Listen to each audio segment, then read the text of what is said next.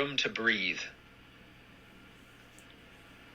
When the people are too foolish to recognize danger, disaster will surely come. Do not confine the people in tight quarters, or they will chafe against your rule. Give them room to breathe, so they will not become restless. The wise, while valuing themselves, do not overestimate themselves. They reject flattery and gain true merit.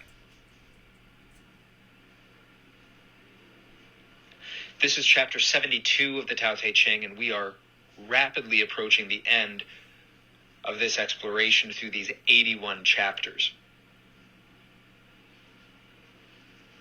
This chapter is appropriate to have closer to the end as we transition from the text itself, which is not the lesson itself.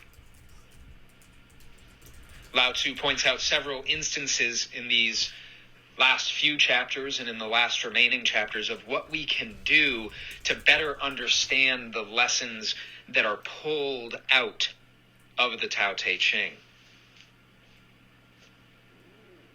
Find room to breathe.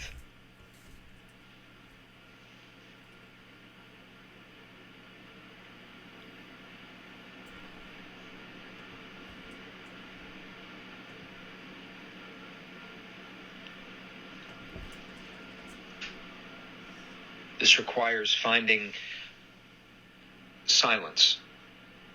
This requires finding separation from others. And in this negative space, which is not negative at all,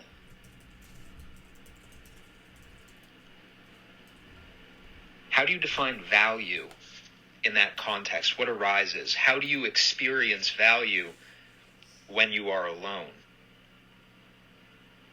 Alone in this context means apart from any other human communication. No phone, no books, no movies, no TV, no other people. Apart from human communication means being free from the ripples of human communication, memories or thoughts of communication from the past, or anticipatory thoughts of what will be coming in the future.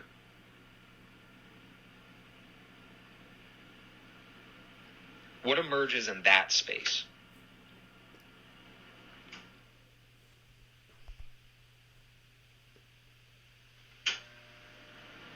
What comes out of that silence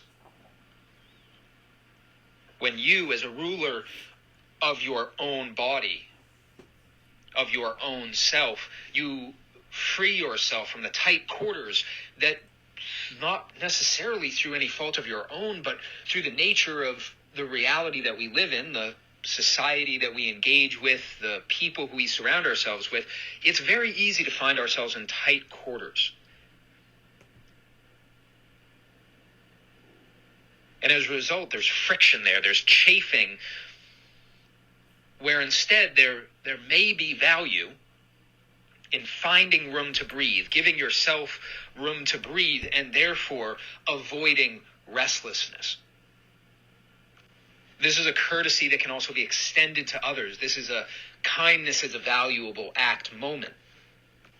This is particularly important to have established in a system of law, in a system of governance, ensuring that there is not chafing, that people have the room to breathe, that people are not backed into tight corners by laws and regulations and policies which restrict their ability to exchange and experience value freely. This is why capitalism so specifically points to the proper role of governance being the protection of individual rights. Because the way that we each experience this may be different, but it is also unified. I would suggest that the experience of being alone, finding room to breathe, may result in you feeling closer and more connected than you ever have before.